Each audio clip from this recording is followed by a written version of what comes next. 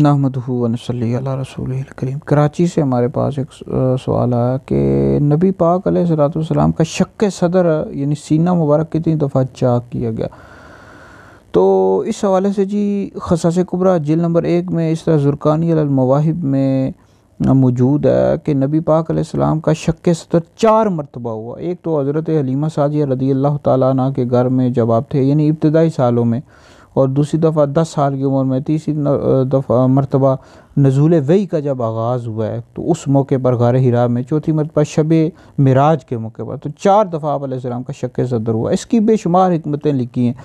पहली मरतबा जब हुआ था इब्तदाई सालों में तो ये है कि ताकि वसवसों और ख़यालात से महफूज रहें। बच्चे जो होते हैं इस उम्र में खेल कूद में मशगूल हो जाते हैं, तो इस वजह से आपका शक्क सदर हुआ। दूसरी मरतबा ताकि शहवात के ख़तरों से महफूज रहें 10 साल की उम्र में। तीसरी मरतबा नज़ूल वही के आगाज़ के मौके पर, ताकि इस वही अल्लाह ताला की जो वही है इसका जो बोझ है इसको बर्दाश्त कर सके। चौथी मरतबा शब मिराज के मौके पर, ताकि अल्लाह रब्बुल इज़्ज़त के दीदार की तजल्लियात के मुतहम्मिल हो सके। तो 4 दफ़ा हुआ। इसकी बेशुमार हिकमतें उलमा ने लिखी हैं।